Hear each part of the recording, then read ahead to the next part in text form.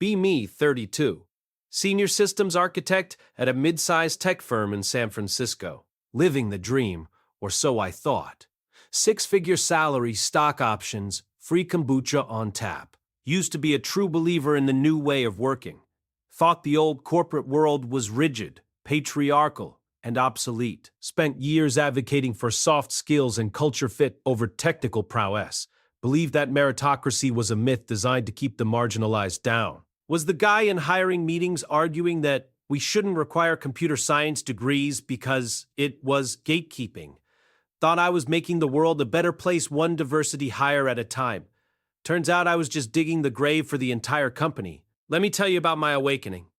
The story of how a billion-dollar unicorn rotted from the inside out because we prioritized feelings over physics, and how I was one of the useful idiots holding the shovel. Started noticing the cracks about 4 years ago. We were scaling up, flush with VC cash. I was a lead dev, responsible for building out the back-end team. Old team was solid, bunch of antisocial nerds who smelled like coffee and dry shampoo. But they shipped code. Uptime was 99.9%. Deployments were boring because they never failed. Management decided we needed to diversify our engineering DNA. Code 4. Stop hiring white guys with hoodies. I was on board. First hire of the new era was a guy named Marcus. Marcus had a resume that looked like a Twitter bio.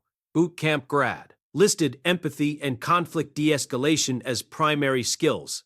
Technical section was thin. JavaScript, HTML, CSS, no back-end experience. Interviewed him. He couldn't reverse a binary tree on the whiteboard. Said whiteboard interviews were anxiety-inducing and ableist. Instead of failing him, I felt guilty. We spent the hour talking about his journey and his blog about decolonizing the stack. I gave him a strong yes for potential and culture ad. Hired him as a level 2 engineer. Starting salary, $140,000. First month was a nightmare. Assigned Marcus a simple API endpoint integration. Estimated time, 4 hours. 3 days pass. No commits. I walk over to his desk. He's on Slack, posting in the Hash General channel. Writing a 500-word essay on why the office temperature is sexist. Ask him about the API. He sighs, rolls his eyes, says he's blocked. Ask what the blocker is. I don't understand the legacy code base. The variable names are aggressive. I ask what he means. Master/slave replication. Kill process. Abort. It's violent language. I tell him that's standard industry terminology. He says he can't work in a hostile environment. I end up writing the API myself while he takes a mental health afternoon. Next week, I get pulled into a meeting with HR. HR rep is a 24-year-old named Kaylee with a nose ring and a degree in interpretive dance. She tells me Marcus filed a complaint, says I was gatekeeping knowledge and enforcing toxic productivity standards. I try to explain that he literally didn't do the work. Kaylee asks me to check my privilege, says I need to support nonlinear working styles. I get a formal warning in my file. Marcus gets a commendation for bravery in speaking up. He spends the next 6 months refactoring our documentation to remove problematic language. Doesn't write a single line of production code. Gets promoted to senior developer advocate. I should have quit then, but I was deep in the ideology. Thought this was just growing pains. Second incident was with a project manager named Sarah. We needed someone to organize the sprint cycles. Sarah had zero technical background. Former barista who took a 2-week Scrum Master course. Her interview was all about vibes and energy. She got the job over a guy with 10 years of experience running logistics software. Why? Because the guy was too intense and didn't smile enough. Sarah smiled a lot until she started working. She turned our agile process into a kindergarten classroom. Daily stand-ups went from 15 minutes to an hour. Instead of what are you working on, she introduced emotional check-ins. We had to rate our feelings on a scale of 1 to 10 before we could talk about the server crashing. If someone was a 3, we had to stop and hold space for them. Productivity tanked. Velocity dropped by 40%. Engineers started quitting. The good ones. The ones who just wanted to build stuff. They were replaced by more Marcuses.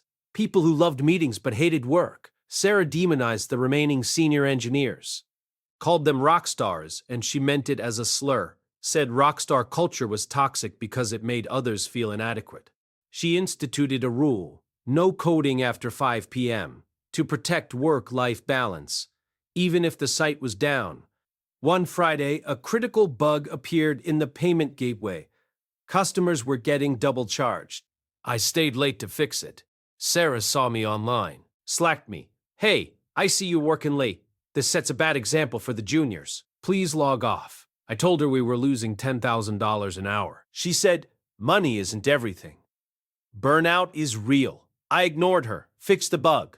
Monday morning, another HR meeting. Accused of undermining leadership and perpetuating crunch culture. Sarah cried in the meeting, said my dedication to the code made her feel unsafe. I looked around the room. Everyone was nodding sympathetically at her. I felt like I was in a cult. Third wake-up call was the diversity dashboard project. Upper management wanted to show off how inclusive we were, ordered us to build a public-facing dashboard showing our demographics. I was put in charge of the technical side. Worked with a designer named Alex. Alex was non-binary, used they/them, made sure everyone knew it every 5 minutes. Alex designed a UI that was functionally unusable. Neon colors that clashed. Fonts that were unreadable but dyslexia-friendly they weren't. Navigation hidden behind abstract icons. I gently suggested that we stick to standard UI patterns so users wouldn't get lost. Alex exploded, accused me of design imperialism, said I was trying to enforce Western standards of logic on a creative process. Went to the VP of engineering. VP was terrified of a lawsuit. Told me to just build what Alex wanted. We launched the dashboard. It was a laughingstock. Hacker News tore it apart. Reddit mocked us. But internally, celebration, champagne. Alex gave a speech about breaking the binary of user experience. We got an award from some obscure nonprofit. Meanwhile, our core product was bleeding users. Latency was up 200%. Features were broken for months. But we had a great diversity dashboard. Started realizing the pattern. The people who did the least work had the most power. They weaponized their identity to avoid accountability. Any criticism of their output was reframed as an attack on their person. If you said your code is buggy, they heard you hate minorities. It was a perfect shield. And the company leadership was too cowardly to challenge it. They were scared of the Twitter mob, scared of the internal Slack channels where the activists organized. I watched good men, fathers, husbands, guys who just wanted to provide for their families, get pushed out. There was Dave, 55 years old, wrote the original kernel of our platform. Genius, but he made dad jokes. Once complimented a female coworker on her new glasses, said, "They look nice on you." She reported him for sexual harassment, said he was objectifying her. Dave was fired. No investigation, just zero tolerance. The woman who reported him bragged about it at lunch, said we need to clear out the dinosaurs. Dave lost his pension vesting. I saw him packing his box. He looked broken. I didn't say anything. I was a coward. I was afraid they would come for me next. That's when I knew I was part of the problem. I had validated this system. I had voted for these policies. I had nodded along during the struggle sessions. Then the economy turned. Interest rates went up. Free money dried up. Investors started asking about profitability. Panic in the C-suite. Layoffs announced. 15% of the workforce. I thought, finally, we can trim the fat. Get rid of the Marcus and Sarah types. I was wrong. So wrong. Management sat down with legal. Legal said you can't fire the diversity hires. They will sue for discrimination. It's a PR nightmare. So who did they fire? The quiet ones. The workers. The guys who kept their heads down and committed code. The ones who didn't have protection. I watched my best back-end engineer, a guy named Chris, get let go.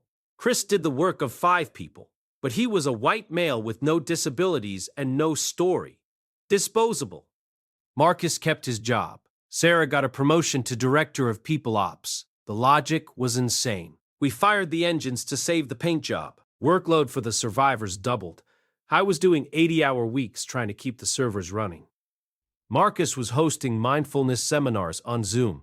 I asked him for help with a database migration. He told me, "That's not in my scope anymore. I'm focused on culture." I snapped. In a Zoom meeting with 50 people, I said, Culture doesn't compile code, Marcus. We are drowning here and you are playing with crayons. Dead silence. You could hear a pin drop. Sarah gasped. That was incredibly violent, she whispered. I didn't care anymore. I looked at the VP. We are going to miss the Q3 deadline because we fired the only people who knew how the system worked. And we kept the people who write blog posts about how work is trauma. This company is a joke. I logged off. Didn't wait for the firing. Sent my resignation letter an hour later. Best sleep I had in 5 years. The fallout was predictable. They painted me as a toxic element. Sarah posted on LinkedIn about surviving abusive leadership. Got 5,000 likes. All from other HR ladies and culture evangelists. Echo chamber of incompetence. I took 6 months off. Went to the woods. Disconnected. Thought about everything. Realized that the feminist/inclusive corporate framework is a parasite. It mimics the host, gains entry, and then consumes the resources until the host dies. It relies on the goodwill of productive men to survive. It shames them into working harder while the parasites feed. And when the host collapses, the parasites just move to the next host. I checked the stock price of my old company recently. Down 92%. They missed every deadline. Major data breach last month because no one was patching the security vulnerabilities. Marcus was in charge of security policy, but not execution.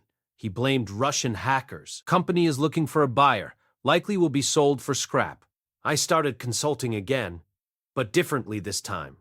I only work with small teams, founders who have skin in the game. No HR departments, no values statements. Just, here is the problem. Solve it. Get paid.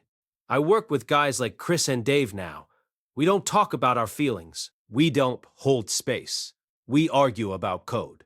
We call each other idiots if we make mistakes. And then we go get a beer. It's respectful, because it's honest. Men bond through competence and shared struggle.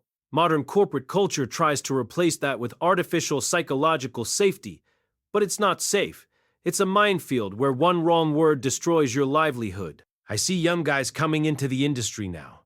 Bright-eyed, brainwashed by university. They speak the woke language fluently. They are terrified of writing bad code, not because it fails, but because they might be criticized. They are fragile. I try to warn them. Tell them. Focus on the craft. The politics will kill you. Some listen. Most don't. They think I'm just a bitter old man. Maybe I am. But I'm a bitter old man who can deploy a Kubernetes cluster in his sleep. And they are prompt engineers who can't debug a loop. The pendulum is swinging back, though. I see it. Elon firing 80% of Twitter was the signal. Companies are realizing they can't pay people to do nothing anymore. The email jobcast is panicking. They are flooding the market. But no one wants to hire them, because we all know the secret now. We know they are net negatives. I interviewed a girl last week for my client. She had he/him in her resume header. Obviously a copy-paste error or some weird signal. She started asking about the DEI initiatives at the startup. The founder, a 28-year-old Vietnamese guy who works 18 hours a day, looked at her. He said, "Our initiative is not going bankrupt. Can you write Go?" She said she was willing to learn in a supportive environment. He ended the interview, polite but firm. She went on Twitter to complain about toxic tech bros. We laughed about it. And then we shipped the product. This is the future. The bifurcation of the economy. On one side, the bloated, diverse, inclusive zombies, failing slowly, burning cash, begging for bailouts. On the other, small, lean, ruthless teams of competent men and women who actually work, building the future. I know which side I'm on now. Took me a decade to figure it out. Cost me millions in potential earnings if I had just started my own thing earlier. But I learned the lesson. Trust patterns, not words. Trust output, not ideology. And never ever apologize for being competent. The world needs builders. It has enough critics. Be me, free from the matrix. Feels good, man.